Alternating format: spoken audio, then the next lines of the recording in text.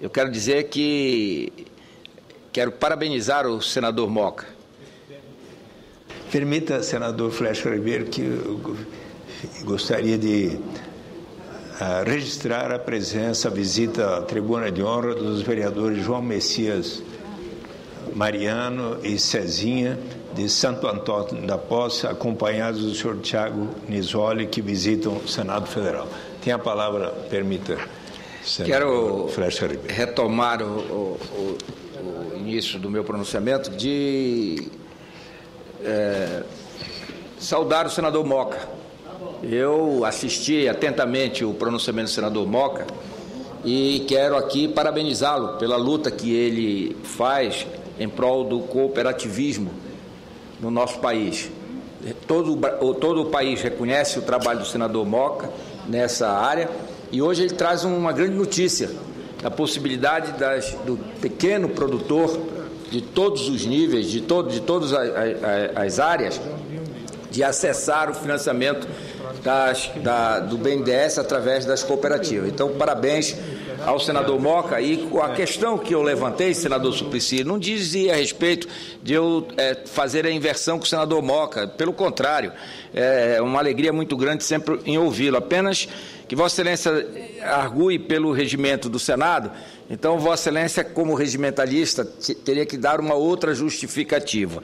Só nessa questão que eu fiz a questão, levantei pela ordem antes do pronunciamento do senador Moca. E aqui também, aproveitando, já que Vossa Excelência saudou os vereadores, que quero aqui parabenizá-los aqui pela presença, quero também daqui da tribuna do Senado Federal, da TV Senado, pela Rádio Senado, parabenizar os vereadores da área do no estado, do Baixo Tocantins, dos municípios de Igarapé-Miri, de Baião, de Oeiras do Pará, de Moju, de Abaetetuba, de Tailândia, de Barcarena, Limoeiro do Ajuru, Acará, Mocajuba e Cametá. São os municípios do Baixo Tocantins, no meu estado, que irão, no próximo dia 19, amanhã, na Vila Maiuiatá, em Igarapé-Miri, terão um encontro de vereadores dos municípios do Baixo Tocantins, que tem como anfitrião o vereador Vladimir Santa Maria Afonso, que é o presidente da Câmara de Vereadores de Igarapé-Miri, o nosso amigo Fuxico.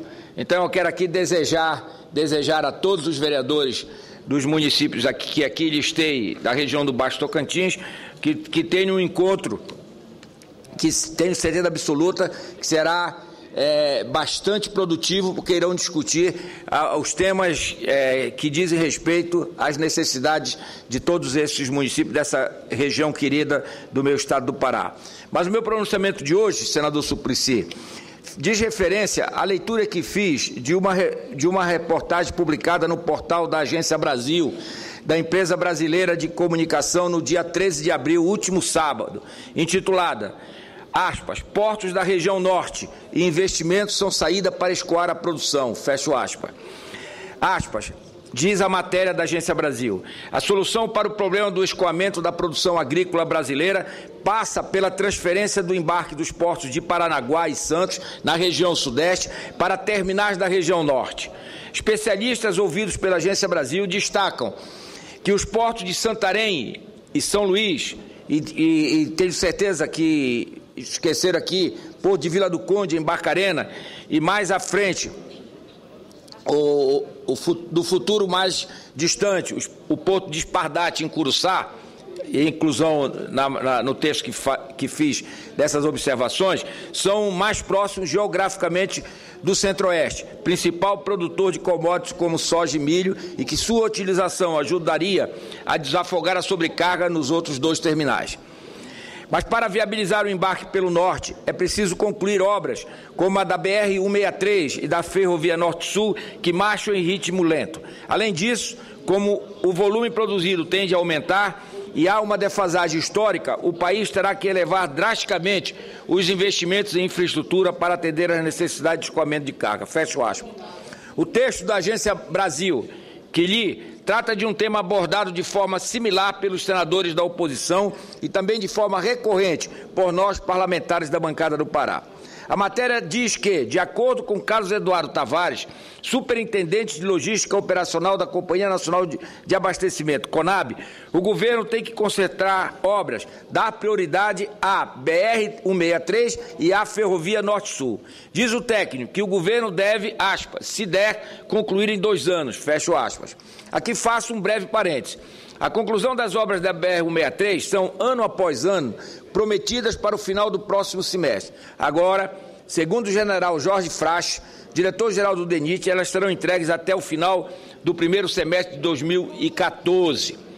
Para lideranças, prefeitos e a população do oeste do Pará, que tanto aguarda essa obra, as palavras não merecem assim tanto crédito.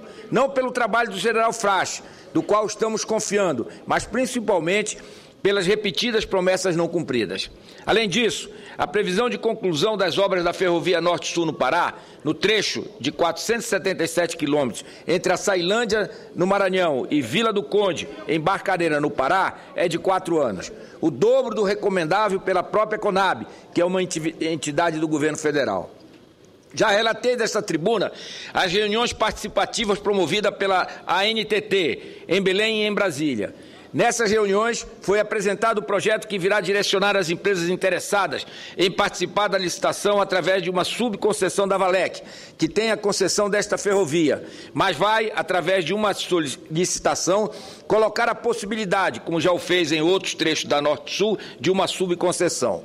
Com isso, a expectativa é que, ainda no começo do segundo semestre, tenhamos o início efetivo da construção da ferrovia. Portanto, a previsão é que tenhamos a ferrovia pronta, não para daqui 2 anos apenas, como seria o desejável, mas para daqui pelo menos 4 anos e meio ou 5 anos. Aliás, justamente a lentidão das obras da Norte-Sul foi tema de uma reportagem de capa do jornal Valor Econômico, desta segunda-feira, dia 15, intitulada, aspas, aos 26 anos, Norte-Sul continua fora do trilho, fecho aspas. Diz a matéria, aspas, há luz no fundo do túnel da Ferrovia Norte-Sul, só não há trem, trilhos ou dormentes. Depois de 26 anos em obras, o principal projeto ferroviário do país ainda é uma caricatura do que deveria ser. Estudos deficientes, corrupção, burocracia e falha de planejamento minaram o empreendimento. Um flagrante dessa situação pode ser visto nos 855 quilômetros de malha que liga Palma, no Tocantins, a Anápolis, em Goiás. Prometia-se a conclusão do trecho até outubro de 2010. Até hoje, nenhum trem passou por ali, fecho aspas, diz a matéria do jornal Valor Econômico.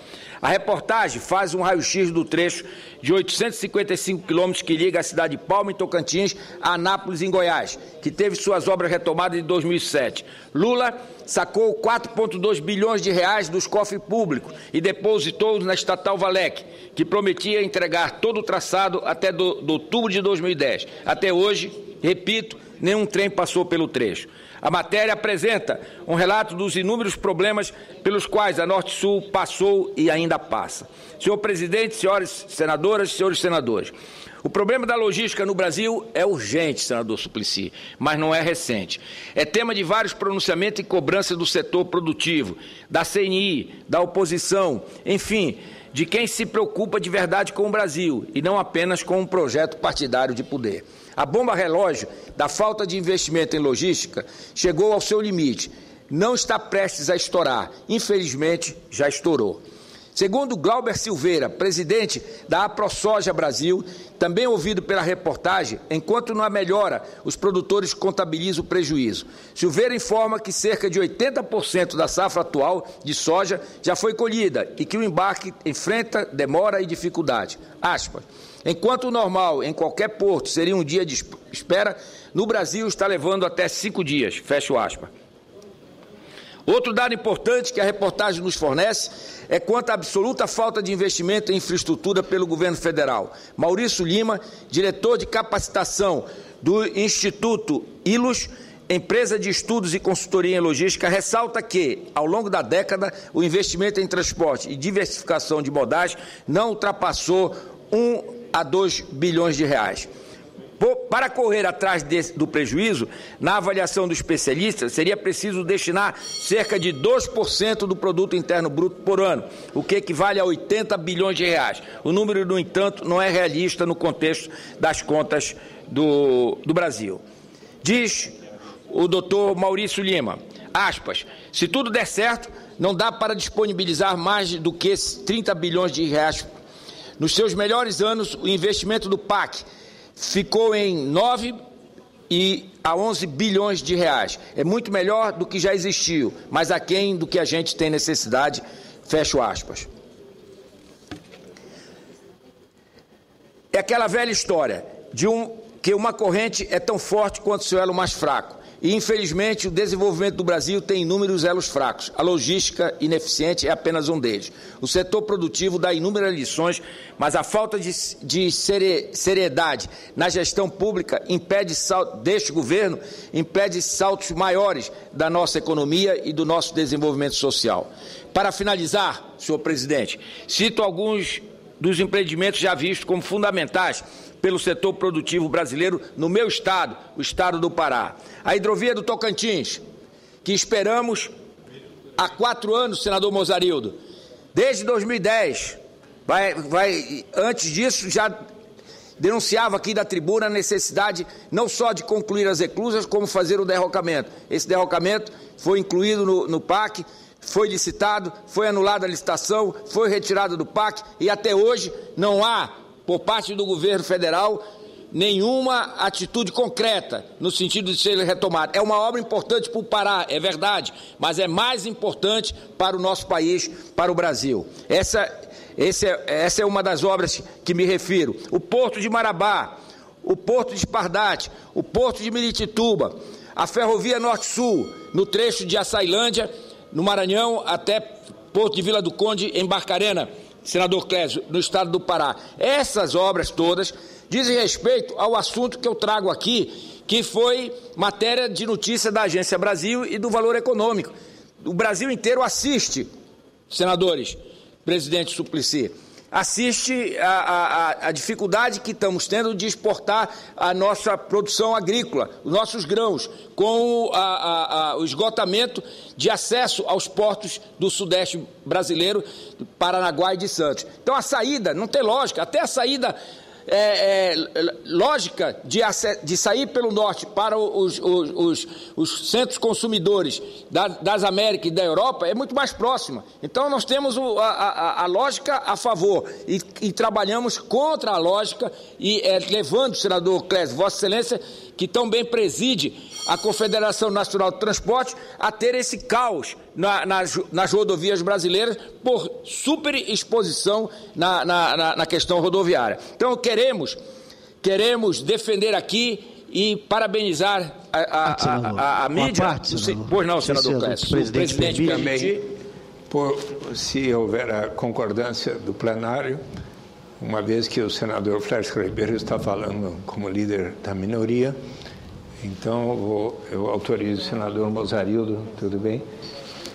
Peço apenas que seja breve em função dos demais oradores que estão inscritos. Só complementando, senhor presidente, senador Flecha Ribeiro, essa colocação é de extrema inteligência, porque nós sabemos o quanto que está congestionando para todo o sul e sudeste, as rodovias estão impraticáveis, além do que seria alternativas também de ativar outros tipos de modais. No momento que sair pelo norte, você pode utilizar para o próprio país o sistema de cabotagem, que está extremamente pouco utilizado, para transportar os produtos para o próprio país, além de criar essa alternativa de navegação muito mais próxima.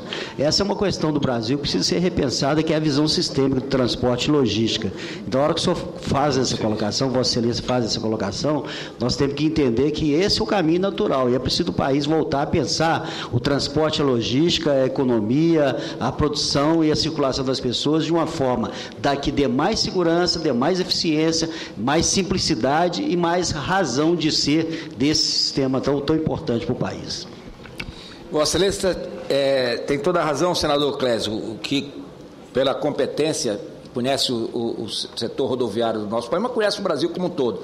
Os modais de transporte, eles não são concorrentes, eles se complementam. Então, o rodoviário complementa o ferroviário complementa o marítimo e o hidroviário.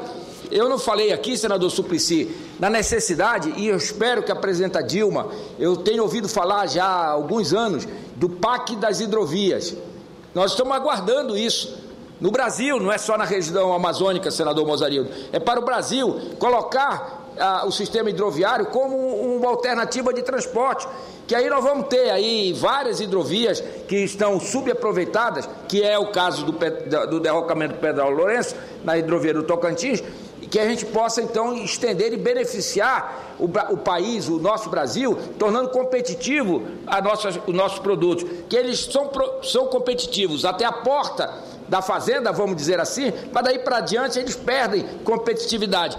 O que nós estamos assistindo, senador Suplicy, e aí o Brasil todo está atento e preocupado com o retorno da inflação. Agora mesmo o Banco Central aumentou em 0,25% a taxa de juros, com uma tentativa de ter a contenção inflacionária. Mas acontece que numa hora ele libera o crédito, numa outra hora diminui o juros, na outra hora aumenta o juros. Essas soluções pontuais já se esgotaram.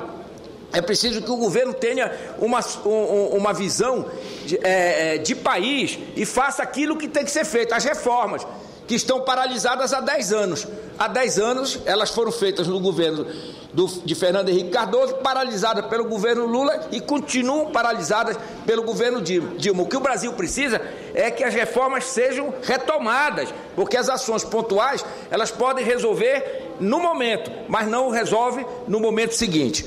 Então, para terminar, presidente, eu quero parabenizar, como disse, a reportagem tanto da Agência Brasil quanto do Jornal Valor Econômico, que traz à discussão esse assunto. Senador Clésio, agora mesmo nós estamos com o problema de levar milho para o Nordeste com a seca, para que não percam os seus rebanhos lá. E esse milho que existe em abundância no Centro-Oeste brasileiro não acessa o Nordeste, porque não tem como chegar até lá. E o Brasil vai ter que importar milho do exterior, tendo na produção do Brasil, porque não tem como chegar por falta de logística ao Nordeste. São essas ações que nós, lamentavelmente, assistimos a cada dia com esse governo do PT que aí está instalado. Muito obrigado, senhor presidente.